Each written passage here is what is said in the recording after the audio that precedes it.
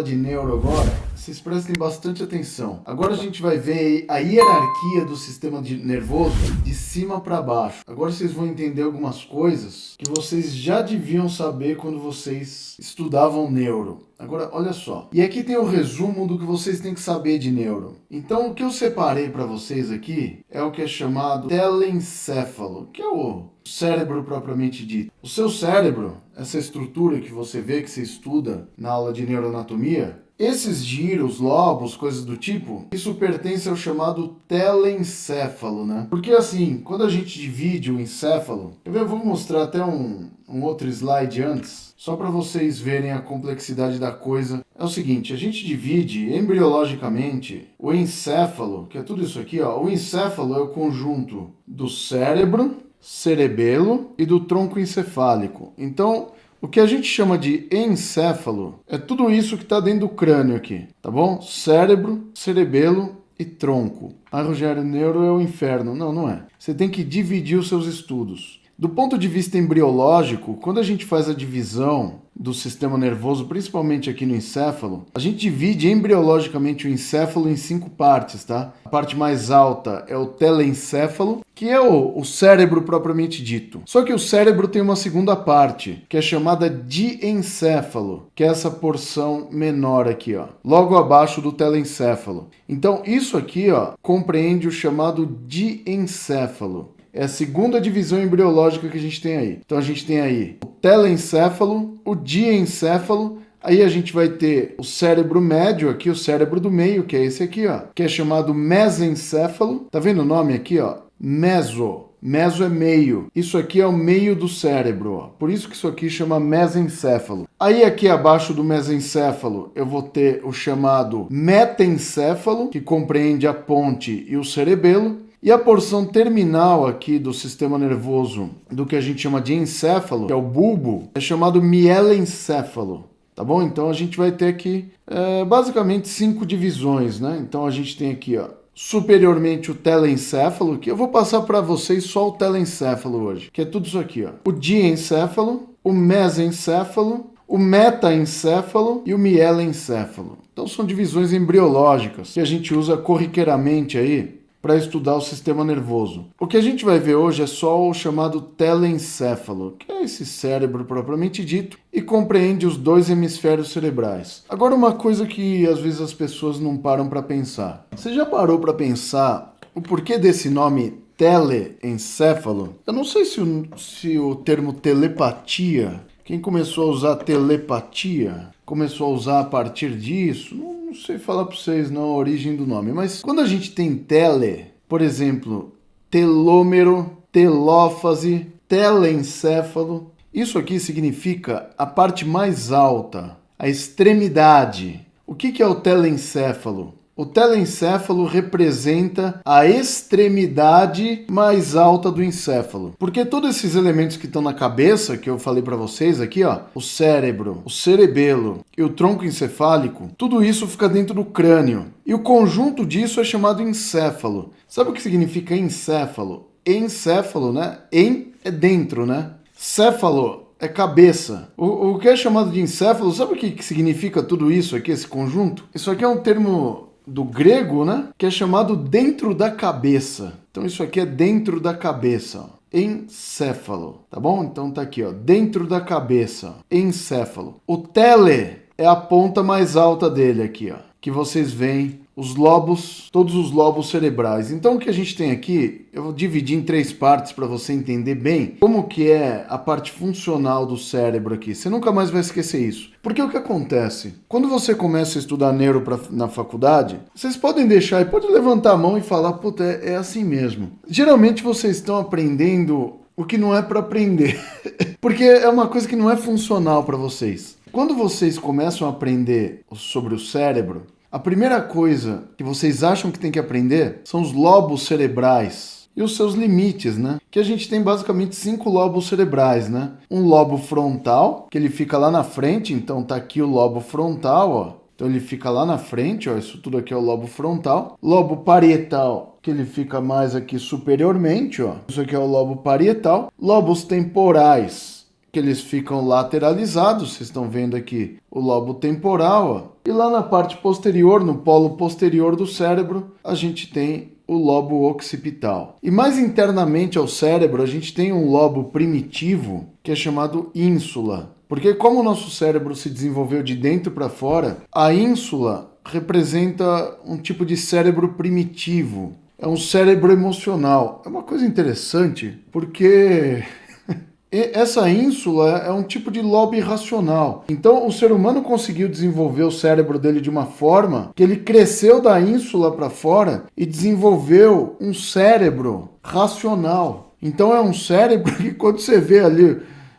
tá faltando comida, tá, beleza, não tô passando fome. Aí você pensa, você fala, não, tudo bem, dá para esperar, depois eu como isso aí e tal, não vou morrer agora. Só que quando o cara já não consegue mais pensar, sabe aquela pessoa que fala pra você assim? Ah, eu sou muito explosivo, eu não consigo pensar antes de falar o que eu preciso. Desculpa te falar, mas você é uma pessoa primitiva. Você age com o seu lobo insular. Se você não tem a capacidade racional de pensar antes de falar uma coisa que vai machucar alguém, você é uma pessoa irracional. Então, se eu fosse você, eu procurava um tratamento, tá? Porque o ser humano evoluiu exatamente para racionalizar a parte primitiva com a parte racional do cérebro. Então, o pessoal às vezes fala, o cachorro, né, um animal irracional. Não é não, tá? Cachorro, gato, esses bichos, na minha opinião, tem mais sensibilidade que muita gente. Só que o que a gente diz de racionalizar é pensar com o córtex cerebral, tá? Então eu já vou falar para vocês o que é isso. Então, basicamente, quando vocês começam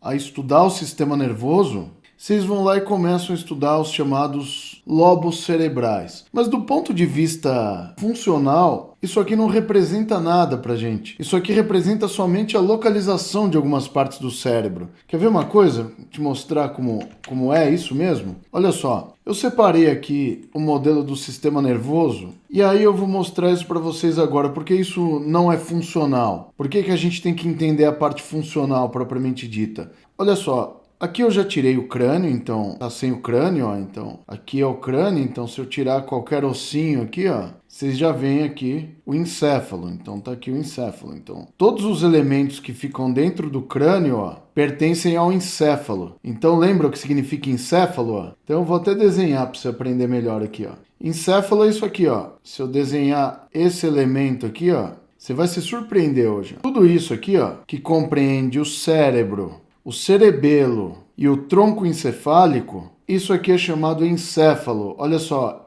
na verdade fala né? Mas eu tô falando de interno, né? Então eu tenho encéfalo, de crânio. Isso aqui é o céfalo, tá? Então o crânio é a parte céfalo. Então isso aqui é o encéfalo. Assim como qualquer órgão do corpo humano, o encéfalo e os elementos do sistema nervoso ficam protegidos por membranas, tá? Que são as chamadas meninges. Então aqui vocês estão vendo a porção mais externa da dura mater, tá? Que é uma dura mater chamada dura mater periostal. Porque assim, o crânio por dentro não tem periósteo, mas a gente tem uma dura mater periostal aqui. Eu vou fazer uma multiseleção aqui para tirar tudo do jeito que eu quero tirar aqui, ó. Isso aqui é uma dura mater periostal, então eu vou tirar aqui. Quando a gente tira aquela dura mater periostal, tem uma lâmina interna que é uma dura mater cerebral, tá bom? Então é uma dura mater que já fica ali do lado do cérebro. É como se fosse, por exemplo, o pericárdio ou as pleuras. Elas têm um folheto externo e um interno, entendeu? Esse aqui é um folheto cerebral, um folheto mais interno, tá?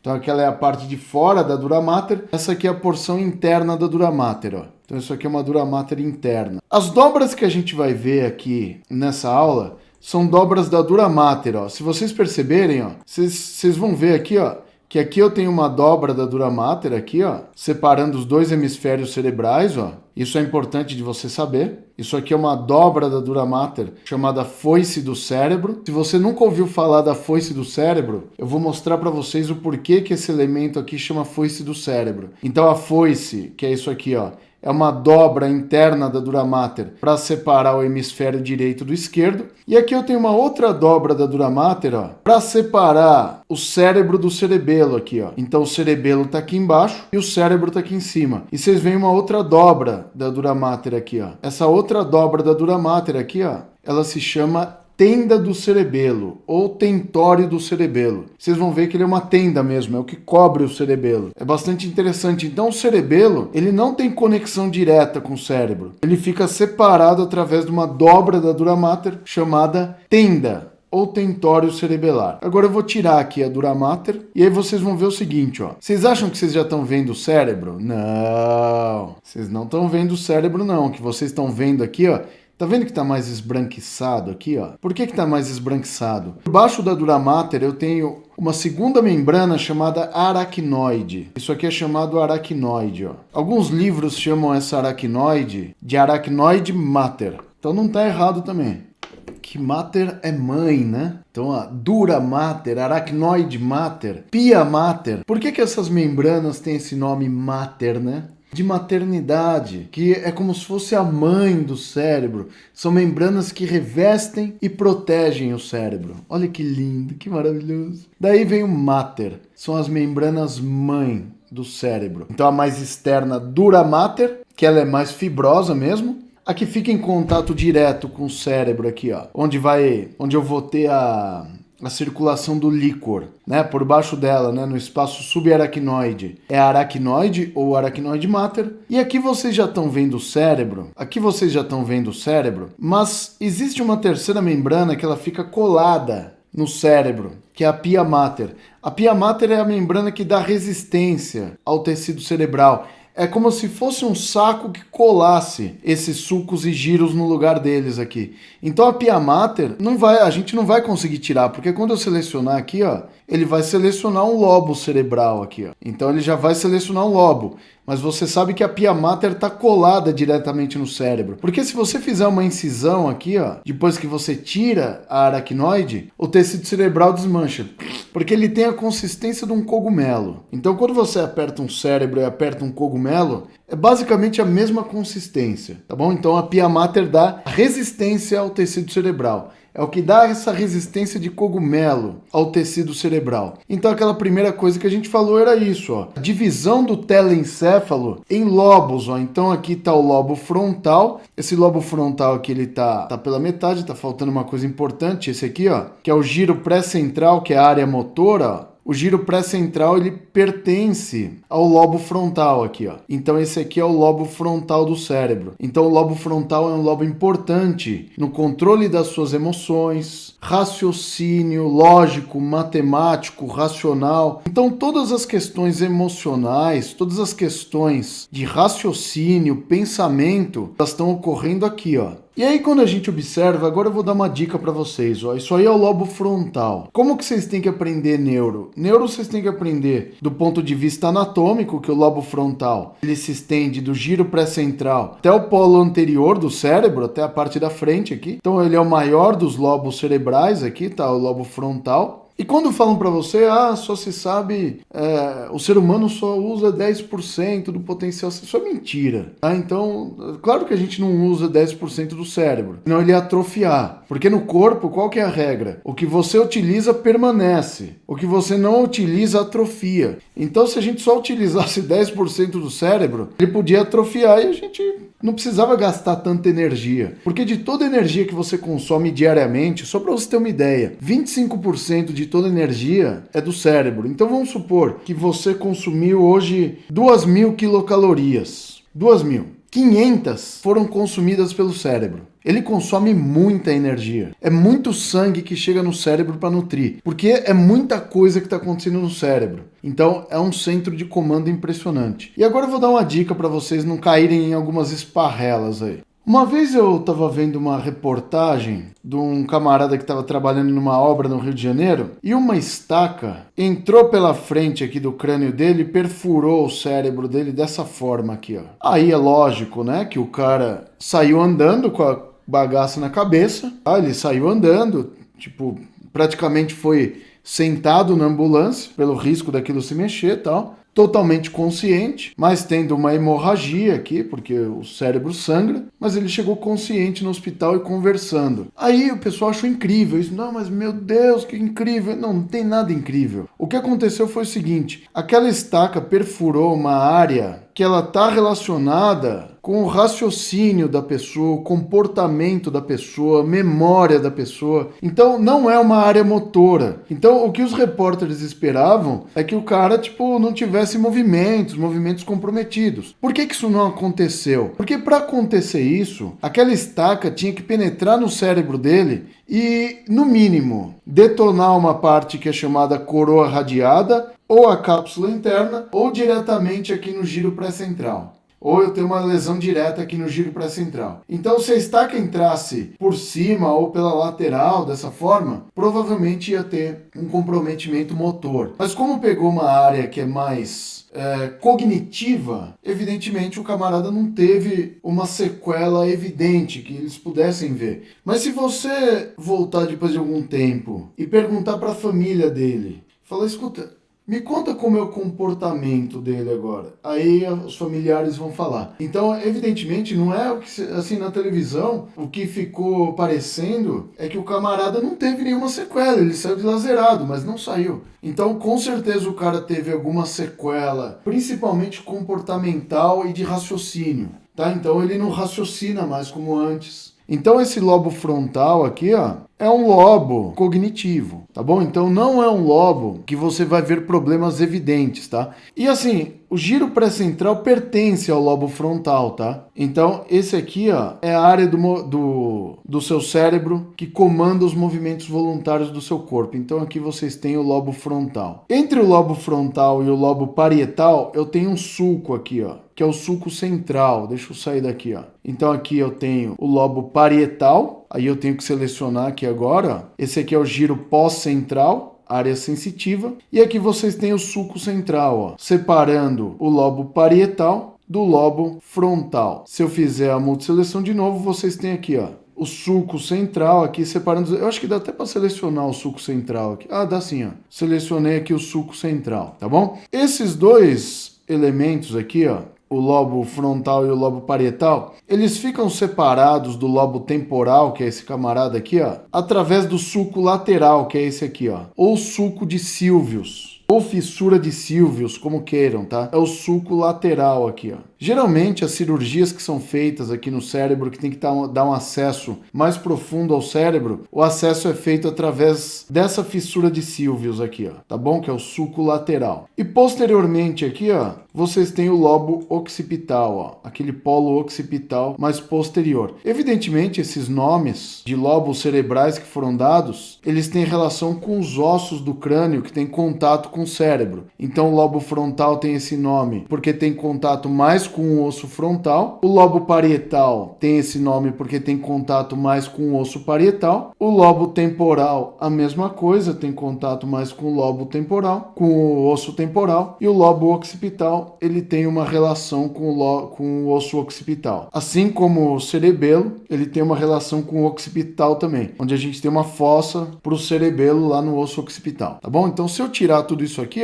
vocês vão ver que não vai sobrar nada mais dos lobos cerebrais. Se eu tirar aqui, não sobrou ninguém. Vocês estão vendo lá a porção mais profunda do cérebro. Aí a gente vai estudando o cérebro de fora para dentro. Então a primeira coisa que você tem que saber sobre o encéfalo, né, sobre o telencéfalo, é que ele é dividido em 5 lobos. Aqui no programa, ele não tem o lobo da ínsula, tá? Ele não apresenta a ínsula, mas tem o 5º lobo. Então você tem os lobos frontal, parietal, occipital, temporal, profundamente a ínsula. Tá? A ínsula, ela recobre essa parte aqui, mas no programa aqui, juro para vocês que eu procurei e não achei. Lembra que eu falei para vocês que tinham 2 dobras da dura mater aí? A foice do cérebro e a tenda do cerebelo aqui? Olha que interessante. Não confunde isso. Isso é uma coisa que numa prova você perde pontos importantes. Você tem um elemento de união dos 2 hemisférios cerebrais e um elemento de separação dos 2 hemisférios cerebrais. O elemento de união é o corpo caloso. O elemento de separação é a foice do cérebro, é isso aqui, Você pode perceber que entre os 2 hemisférios cerebrais, que aqui eu tirei o hemisfério cerebral esquerdo, mas do outro lado ainda tem o hemisfério cerebral direito, quer ver, Olha lá, o hemisfério cerebral direito ainda tá aqui, Esse elemento aqui, que se chama foice do cérebro, ele separa fisicamente os 2 hemisférios cerebrais. Quando você está estudando o cérebro, que o professor passa para você, o cérebro tem uma fissura longitudinal, né? Que é essa aqui, você tem uma fissura longitudinal. O que você não pode esquecer é que o que eu tenho dentro dessa fissura aqui para separar os dois hemisférios cerebrais é uma dobra da dura mater chamada foice do cérebro. Aí você está se perguntando, Rogério, mas por que chama foice? Vou isolá-la. Olha isso, ó. Olha o formato dela aqui na frente, ó. A foice do cérebro, ela fica presa na crista galli do osso etimoide. Então aqui, ó, é o formato da crista galli do etimoide, ó. E ele vai formar essa estrutura pontuda aqui. O que lembra isso aqui, ó? Lembra uma foice. Por isso que isso aqui é chamado foice do cérebro. A foice do cérebro é o elemento de separação do hemisfério cerebral direito e do hemisfério cerebral esquerdo. Então, quem separa os dois hemisférios e forma aquela fissura longitudinal é a foice do cérebro. Nunca mais, na próxima vez que você entrar numa aula de anatomia na faculdade, lá no laboratório, você vê um cérebro com a fissura no meio. Primeira coisa que você vai lembrar, que ali na parte mais profunda daquela fissura, vocês têm a foice do cérebro separando os dois hemisférios. Não sabia disso, né, jovem? Nunca tinham contado isso pra você, né? Então tá aqui, ó. Esse elemento que é a foice do cérebro aqui, ó. Esse aqui é o osso etimoide, ó. Esse biquinho aqui dele, ó, chama crista galli, ó. Crista galli. É isso aqui, ó. Vou isolar ele, ó, pra você ver melhor, ó. Tá vendo?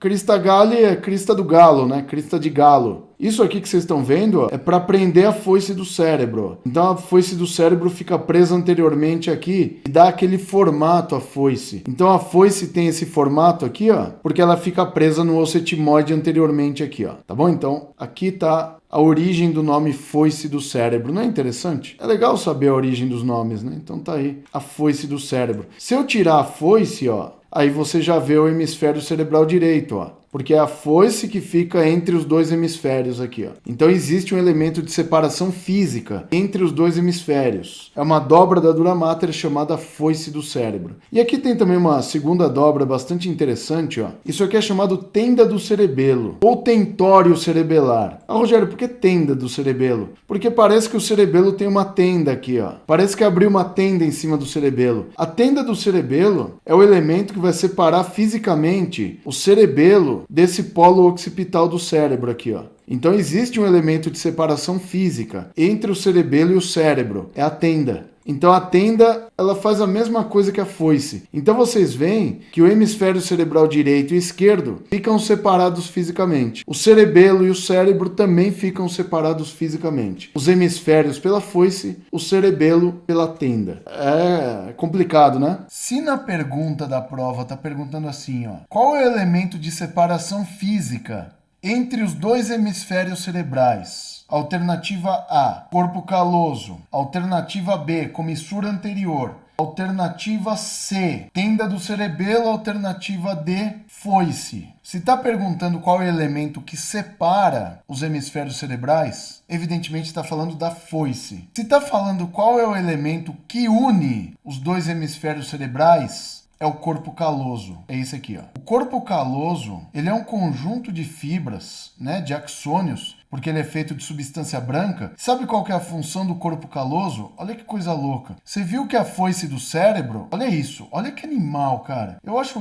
sensacional essa parte aqui. A foice do cérebro faz isso aqui, ó. Ela vem aqui, ó, e separa fisicamente os dois hemisférios, ó. Então os dois hemisférios não têm contato através dos seus lobos aqui. Não existe contato. Só que através do corpo caloso, que é essa estrutura marrom, sabe o que acontece? Eu tenho aqui, ó, por exemplo, uma área do lobo frontal que ela precisa se comunicar com uma área do lobo frontal esquerdo. Então, uma área do lobo frontal direito tem que se comunicar com uma área do lobo frontal esquerdo. O que ele vai fazer? Isso aqui, ó. Eu vou ter um axônio que vai fazer isso aqui, ó. Vai passar pelo corpo caloso e fazer isso aqui, ó. Ah, mas e se for uma área aqui, ó? Ela vai fazer isso aqui, ó. Passa pelo corpo caloso e vai se unir à mesma área aqui. Ah, e se eu tiver uma área aqui no lobo temporal, que tem que se unir ao lobo temporal esquerdo? Vai fazer isso aqui, ó. Vai passar também pelo corpo caloso. Então, o corpo caloso, sabe o que ele é? Ele é um conjunto de axônios, de fibras de neurônios, que que eles vão fazer a conexão, tanto física quanto funcional, do cérebro direito e do cérebro esquerdo. Vocês já ouviram falar que o cérebro direito e o cérebro esquerdo conversam entre si? Sabe como que eles conversam entre si? Através do corpo caloso, principalmente. O corpo caloso é o elemento de união dos dois hemisférios cerebrais. Então, Rogério, como que meu cérebro esquerdo conversa com o meu direito? Através do corpo caloso. Isso aqui, ó, ele vai fazer isso, ó.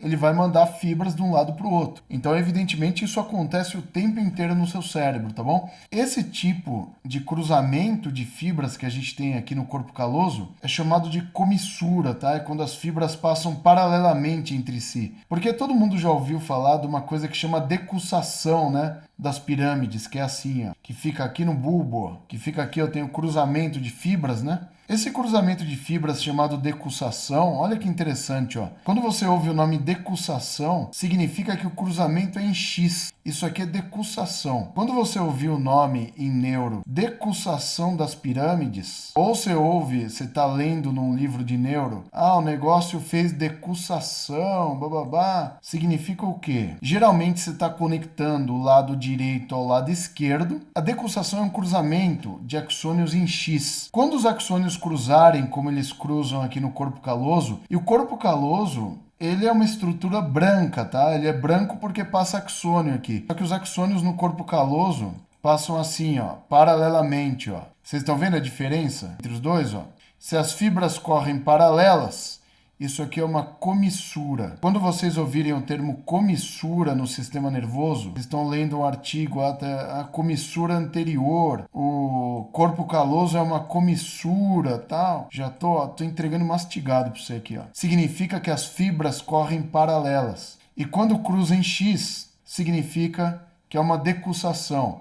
Então, o nome mais comum que vocês encontram com decussação é a decussação das pirâmides, que é o sistema piramidal, que acontece lá no bulbo, tá? Então a decussação das pirâmides ocorre no bulbo. Então o que você sabe sobre isso? Que quando eu tiver o cruzamento de fibras no bulbo, essas fibras cruzam-se em X. Então é por isso que o lado direito do cérebro aqui, ó, se eu tiver uma fibra aqui, ó, ela vai descer, aí vai fazer o cruzamento aqui no bulbo, e vai controlar o lado esquerdo do corpo. Por isso que o seu cérebro direito controla o lado esquerdo do corpo, porque eu tenho fibras que ao chegarem no bulbo cruzam-se, formando uma decussação. Então ele vai descer, cérebro direito controla o corpo esquerdo, cérebro esquerdo controla o corpo direito. Rogério, e quando o cara é canhoto? Quando o cara é canhoto acontece isso aqui, ó. Finge que esse aqui é o cérebro esquerdo, tá? Quando o camarada é canhoto, não é que quando você tem esse cruzamento aqui no bulbo, todas as fibras cruzam, não. Numa pessoa que é canhota, eu tenho essas fibras cruzando em decussação, que compreende a maior parte das fibras. Só que o camarada que é canhoto, ele tem uma maior quantidade de fibras que elas atravessam o bulbo pelo mesmo lado. Então, no sistema piramidal, nem todas as fibras cruzam. Algumas fibras passam pelo mesmo lado. E um camarada que é canhoto, que nem eu, em pessoas normais, geralmente, 90% das fibras fazem cruzamento. Numa pessoa que é canhota, eu tenho cerca de 85% ou menos das fibras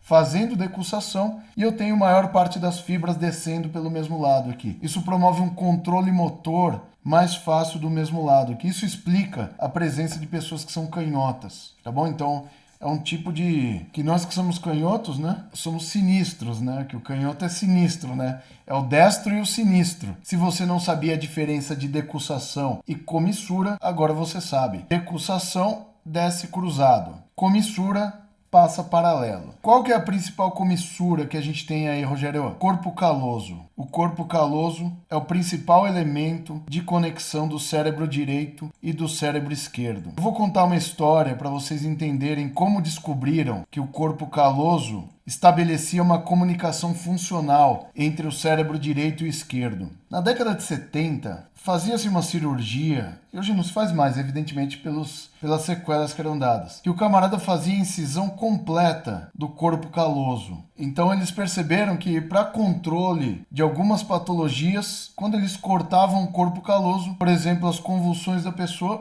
sumiam. E outros tratamentos também que eles faziam. Fazia a secção do corpo caloso. Só que o que acontece acontece aí? O corpo caloso ele é importante para conectar os dois hemisférios. Ou seja, você tem um cérebro esquerdo e um direito, mas eles se conversam. E aí você tem um corpo como um todo. Sabe o que acontecia quando o cara seccionava corpo caloso aqui? Fazia essa secção de corpo caloso? Controlava o problema principal. Legal. Qual que era a sequela? O cara perdia totalmente a referência de direito e esquerdo. É como se fosse uma pessoa do lado direito e outra do esquerdo. O cara ia sair, ele colocava uma meia verde de um lado, uma vermelha do outro, um sapato de salto alto de um lado, um sapato preto do outro. Então era uma pessoa, mas com duas personalidades distintas. Então era uma sequela bem observada, assim, que o cara ficava totalmente distinto do que era o lado direito do cara do que era o esquerdo, assim. Se olhava o cara na rua, parecia um maluco, assim. Mas o cara, pra ele, tava tudo bem. Ele brigava com ele mesmo. Então do lado direito era uma personalidade, do lado esquerdo era outra totalmente diferente. E evidentemente essa cirurgia, é muito raro fazer esse tipo de cirurgia, porque já se sabe o tipo de sequela que ela pode levar. Vocês veem aí a importância do corpo caloso unir os dois hemisférios funcionalmente. Então, isso aqui é um exemplo para vocês entenderem que existe um elemento de separação dos hemisférios, foice, e um elemento de união funcional, corpo caloso. E a comissura anterior também, tá? Que ela une os dois hemisférios aí. Bom, então, é importante que você saiba desses detalhes. Não é legal isso aí, gente? Top demais. Tá aqui o corpo caloso, ó. Então, isso aqui é o corpo caloso, ó. Famoso corpo caloso. Estrutura de substância branca que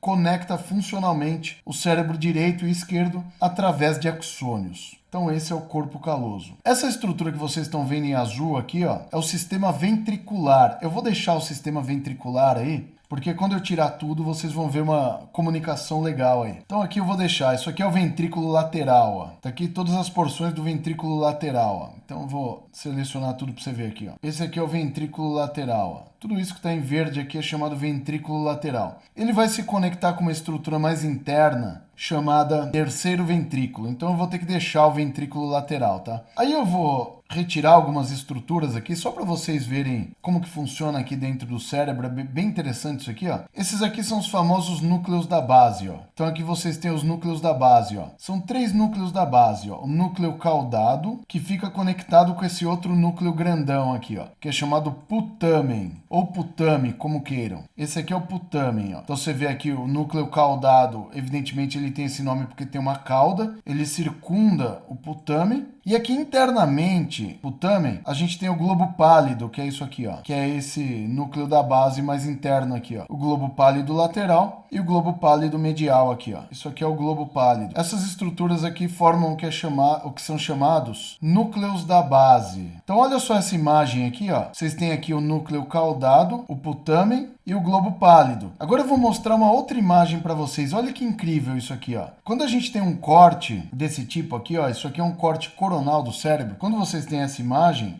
olha que legal, isso aqui é um corte coronal. Agora, olha que coisa interessante aqui, ó. Eu vou desenhar aqui também, ó, com minha canetinha aqui, no corte coronal. Vocês estão vendo aqui essa estrutura, ó. Isso aqui representa uma parte do núcleo caudado. Você viu que ele circunda o putamen.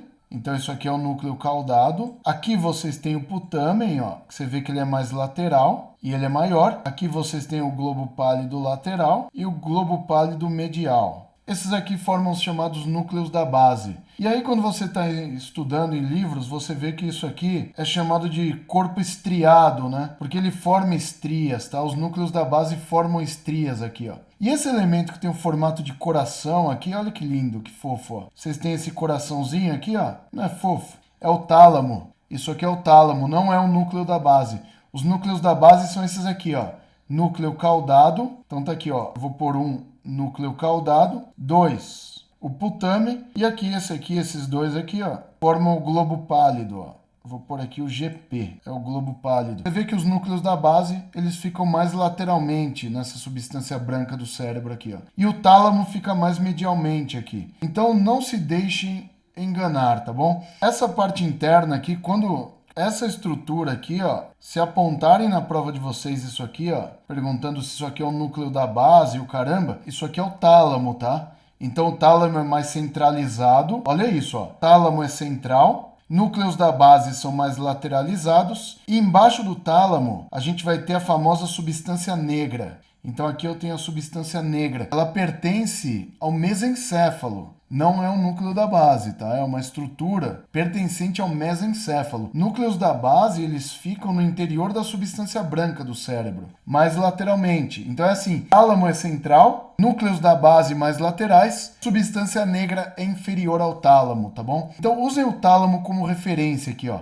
O tálamo centralizado, núcleos da base laterais, substância negra inferior. Agora eu vou mostrar para vocês isso aqui, ó. Então vocês têm aqui os núcleos da base, que eu falei para vocês, ó. Só vou mostrar de novo, ó. Núcleo caudado, que vocês viram lá na imagem que é só um rabicho. Em qualquer corte que fizer aqui, vocês vão ver o núcleo caudado, tá? Quando for coronal. Aqui vocês têm o putame e interiormente a ele vocês têm as duas partes do globo pálido, ó. O globo pálido lateral e o medial. Então esses são os núcleos da base aqui, ó. Então esses são os núcleos da base. Tirei os núcleos da base aqui, ó. Tirando os núcleos da base aqui, ó. O que a gente vai ver lá por dentro? Aí sim, lembra que o tálamo fica mais para dentro? Isso aqui, ó, é o tálamo. O tálamo compreende 80% do volume do diencéfalo. Então essa porção aqui representa o diencéfalo. E o tálamo, evidentemente, é uma massa de núcleos, tá? Então ele tem esse núcleo posterior aqui, chama pulvinar, mas ele tem uma cacetada de núcleos. Então isso tudo aqui é o tálamo, ó. O que tinha que aparecer não apareceu, mas enfim,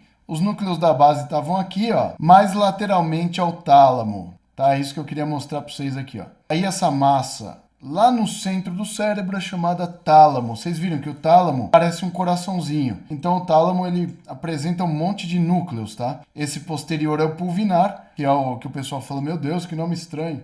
E aqui tem todos os outros núcleos, não interessa pra gente agora, mas eu vou selecionar tudo que pertence ao tálamo aqui, ó. Aqui, ó. Tudo isso que tá em verde é o tálamo, ó. Tá bom? Então, isso aqui é o tálamo. Já viram? Trato espinotalâmico. Tudo que tem que subir ou descer do cérebro tem que passar pelo tálamo. O tálamo é uma área de associação importantíssima entre o córtex cerebral e seu corpo. Lesões talâmicas levam a sequelas motoras impressionantes, tá? Nem toda lesão de AVC, ela ocorre lá no giro pré-central, como muitas pessoas pensam. Muitas lesões acontecem no tálamo, algumas lesões acontecem na coroa radiada, algumas na cápsula interna. Então depende da altura onde ocorre a isquemia da artéria cerebral, tá bom? Mas pode acontecer de ter uma alteração talâmica aqui. Então, essa bagaça aqui é o tálamo, tá? O tálamo, ele compreende 80% do diencéfalo, tá? Porque no diencéfalo vocês têm o tálamo, que é a maior estrutura, o hipotálamo, o epitálamo, que vocês conhecem também como glândula pineal, e o Machado, ele considera uma quarta parte chamada subtálamo. Então, tudo que tem tálamo no nome pertence ao diencéfalo. Hashtag fica a dica aí, tá? Se você não sabe em que região fica, onde fica o tálamo? No diencéfalo. Oh, onde fica o hipotálamo? Ai, meu Deus. Diencéfalo. Onde fica o epitálamo? Diencéfalo. Onde fica o diencéfalo? Tem tálamo no nome? Diencéfalo. Coloca uma coisa aí, ó. Aprende hoje. O que tem tálamo no nome, hashtag aprende hoje. Tem tálamo no nome, pertence ao diencéfalo. Então tem aqui, vou tirar o tálamo agora. Então vocês estão vendo que a gente está dissecando o cérebro aqui, tirando as estruturas, ó. E vai chegar uma hora que não vai sobrar mais nada aqui, tá? Então vocês vão ver as estruturas principais. Então o que a gente tirou primeiro? Tiramos os lobos, tá? Tiramos os hemisférios. Depois a gente tirou o corpo caloso. Depois a gente tirou os núcleos da base. E depois a gente tirou o tálamo. Tá vendo como montar um cérebro? Depois dessa aula você vai conseguir montar um cérebrozinho em casa. Vai ficar fácil montar um cérebro. O que a gente tem que tirar agora? Agora a gente tem que tirar o famoso sistema límbico. Tálamo. Deixa eu só falar da origem do nome tálamo para vocês. Vou até abrir meu dicionário aqui. Olha que interessante a origem do nome tálamo. Tálamo, do grego, tálamos, quarto de dormir. Para os gregos, o tálamo era o principal quarto da casa, onde geralmente o casal dormia. Então, provavelmente, se você viajar para a Grécia, por exemplo, o quarto presidencial deve ser chamado de tálamos. E tá aqui, também dava nome ao leito nupcial de qualquer cômodo interno, que a cama era redonda. Sabe a cama redonda que a galera fala? O que é a cama redonda? É um tálamo. Tálamo é cama redonda ou quarto de casal. Você acredita? Por isso que o tálamo tem esse nome. Você viu que ele é redondinho? Então os antigos davam os nomes das estruturas de acordo com o formato e coisas do dia a dia. Então o tálamo era redondinho, igual a cama do motel daqueles gregos safados lá. Então é por isso que deram o nome de tálamo daquela região lá. Não é legal saber a origem dos nomes? Olha como é importante saber a origem dos nomes, ó. Isso aqui, ó, que vocês estão vendo, forma o chamado sistema límbico. Aqui eu tenho fórnix, tá? Eu vou fazer uma multisseleção aqui, ó. Isso aqui é o fórnix. E esse cabra aqui de baixo é o hipocampo. E aqui na frente do hipocampo eu tenho o corpo amidaloide, tá bom? Famosa amígdala. É corpo amigdaloide, né? Isso aqui, ó, e outras estruturas também, que essa a gente tem aqui no nosso esquema, isso aqui é o chamado sistema límbico, ou circuito de Papez. Tem esse nome porque o neurocirurgião Papez, ele descreveu, se não me engano, em 1954, como que eram as ligações, em 1954, cara. Eu imagino as experiências que o Papez fez para chegar nas conclusões que ele teve naquela época, tá? Porque até hoje em dia é utilizado o conceito de Papez, tá? Então, quando você ouve falar de sistema límbico ou circuito, você vê que ele é circular aqui, né? Sabe por que isso chama-se sistema límbico? Limbo, do latim limbus, borda, orla ou margem. Limbo significa borda, orla, contorno. Isso que significa limbo. Quando a gente tem esse nome sistema límbico, significa que o sistema límbico é o sistema do contorno. Ou seja, tá vendo que ele contorna o diencéfalo nessa região aqui, ó? Ele faz esse circuito. Então, quando você chama isso de sistema límbico, de onde vem o nome límbico? Límbico vem de contorno, porque o sistema límbico faz um contorno nessa região do diencéfalo aqui, ó. Ele contorna essa região. Se eu colocar nessa posição e deixar todo mundo transparente, olha isso aqui, ó. Não forma um círculo aqui, ó? Então, o que é isso? É uma borda, é uma orla, é um contorno. Por isso chama-se sistema límbico. E aí o circuito de Papez, por quê? Porque circuito é um circuito fechado, tá? Então daí vem o nome circuito de Papez. Porque o Papez era o tiozão que descobriu isso aí, tá bom? Então eu vou esconder o sistema límbico agora. Olha que incrível isso aqui, ó. Eu vou fazer sobrar só os ventrículos cerebrais para vocês verem aqui, ó. E aqui eu vou tirar essa parte agora para vocês. Vocês estão vendo que aqui eu tenho duas estruturas aqui, ó, dois núcleos. Esse cabra aqui, ó, é a substância negra. Aqui é a substância negra. A substância negra, ela fica dentro do mesencéfalo. Então aqui é o mesencéfalo, ó. Isso aqui é o mesencéfalo, tá bom? E esse aqui, ó, é o núcleo subtalâmico, ó. Que o nosso camarada, o Machado, ele considera isso aqui como sendo uma região chamada subtálamo. Então, quando algum livro fala para você assim, quais são os elementos do diencéfalo? Geralmente são considerados 3. Tálamo, hipotálamo e epitálamo, que é a pineal. Quando o livro considerar subtálamo, ele está considerando esse núcleo subtalâmico aqui, ó. Então esse aqui é o subtálamo e esse maiorzão aqui que fica dentro do mesencéfalo é a substância negra. Essa aqui é a famosa substância negra, tá bom? Então agora se a gente mudar de perspectiva aqui, ó, se eu voltar para o meu slide, olha só que legal, ó. Agora vocês já sabem que na porção mais medial do cérebro, vocês têm uma baita de uma massa no diencéfalo chamada tálamo. Está aqui o tálamo e seus núcleos. Aqui eu tenho os núcleos da base lateralmente ao tálamo, ó. Então aqui eu tenho o núcleo caudado, o putame e o globo pálido. E aqui eu tenho o subtálamo, que ele fica logo abaixo do tálamo, por isso chama-se subtálamo, ou núcleo subtalâmico. E embaixo do subtálamo, vocês veem uma estrutura maior aqui, ó, que é a substância negra. Então, quando vocês estão diante de um corte coronal do cérebro, é isso que vocês vão observar na substância branca. Tálamo no centro, formato de coração. Núcleos da base lateralmente, formando um corpo estriado. E embaixo do tálamo eu tenho o subtálamo, ou núcleo subtalâmico. E embaixo do núcleo subtalâmico, substância negra. Tá bom? Que tem esse nome porque ela é composta por melanina, tá? Então tem melanina aí nos seus neurônios, nos seus corpos celulares, tá bom? Então vocês já sabem o que são essas estruturas aqui. Então depois printa a tela e anota um por um aqui. A última coisa que eu deixei aqui, eu deixei de propósito para vocês aqui, cara, que eu acho incrível. Eu vou tirar o cerebelo aqui, ó, que a gente não vai precisar dele aqui, ó. Olha isso aqui, ó. Esse aqui é o sistema ventricular. Meu, é lindo isso aqui, cara, é maravilhoso. Cara, olha que animal. Você vai entender agora a tal da hidrocefalia. Esse negócio azul que eu deixei por último aqui é a cereja do bolo. Esses aqui são os ventrículos cerebrais. Então aqui, vocês vão entender o porquê que vocês têm... Tudo que está em azul aqui, ó, são os ventrículos cerebrais e os seus elementos de conexão entre si. Então isso aqui, ó, é um ventrículo lateral, ó. Esse aqui é o ventrículo lateral esquerdo, ó.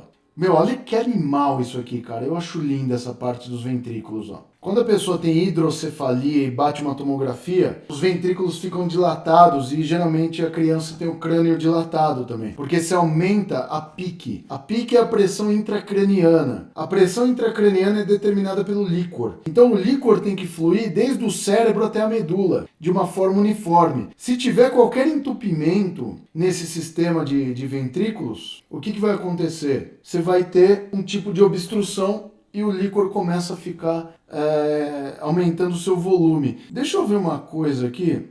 É que assim, ventrículo, o termo ventrículo significa barriguinha, tá, em latim. Mas ele tá escrito aqui, ó, que aplica-se a pequenas cavidades ocas, no coração ou no encéfalo. Então, assim, evidentemente não são cavidades ocas, os ventrículos, tá? Esses ventrículos aqui estão preenchidos por líquor. Esse aqui é o ventrículo lateral esquerdo. Do outro lado eu tenho um ventrículo lateral direito.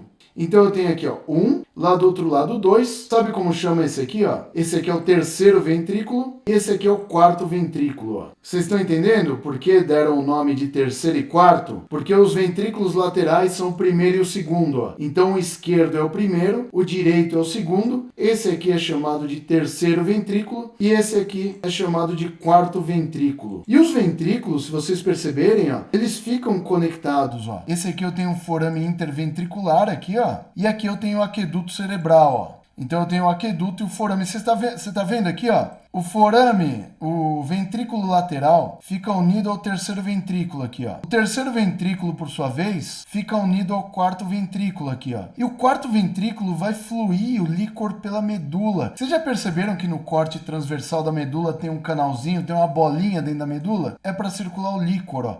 Olha até onde ele vai descer aqui, ó. Olha até onde o líquor flui. Cara, é incrível isso aqui, não é? Olha, o líquor flui por toda a medula espinal também, através desse canal central aqui, ó. Esse aí é o canal central, tá bom? Então é o canal central da medula. O canal central vai fluir o líquor do quarto ventrículo e aí você vê que os ventrículos têm comunicação entre si. Não é legal isso aí, gente? É muito interessante, não é? E se você tiver qualquer entupimento dessas comunicações ou dos próprios ventrículos, o que pode acontecer na criança? A criança evolui com hidrocefalia. Se o líquor não consegue fluir, ele começa a ficar inchado, e aí a criança fica com a cabeça daquele tamanho, porque as fontículas, né, agora chama fontícula, eu gostava de fontanela, as moleiras não estavam fechadas, e aí o crânio crescia, né, absurdamente. Então mesmo no adolescente, você sabe que ele teve sequela de hidrocefalia, geralmente a porção frontal é maior, assim, então isso é um tipo de sequela óssea de hidrocefalia, tá? Então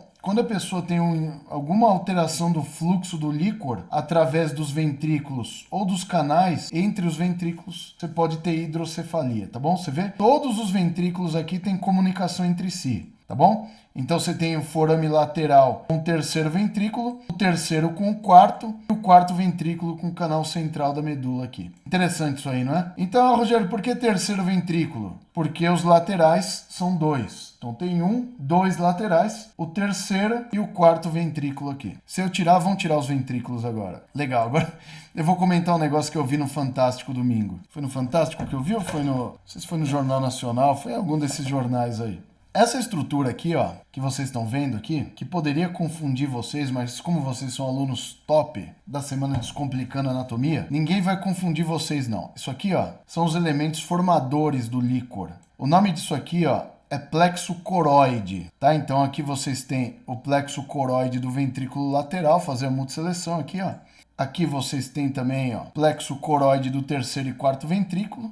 Esses plexos coroides aqui são onde a gente produz o líquor. O líquor é produzido nos plexos coroides, tá? O líquor é um ultrafiltrado do plasma sanguíneo. Então, a origem do líquor é o sangue, tá? Então, os plexos coroides filtram o plasma e eles vão começar a fluir o líquor. Então o líquor é produzido nos plexos coroides aqui. Essas estruturas que estão em verde aqui, ó, são os plexos coroides. Plexo coroides são os locais onde é produzido o líquor.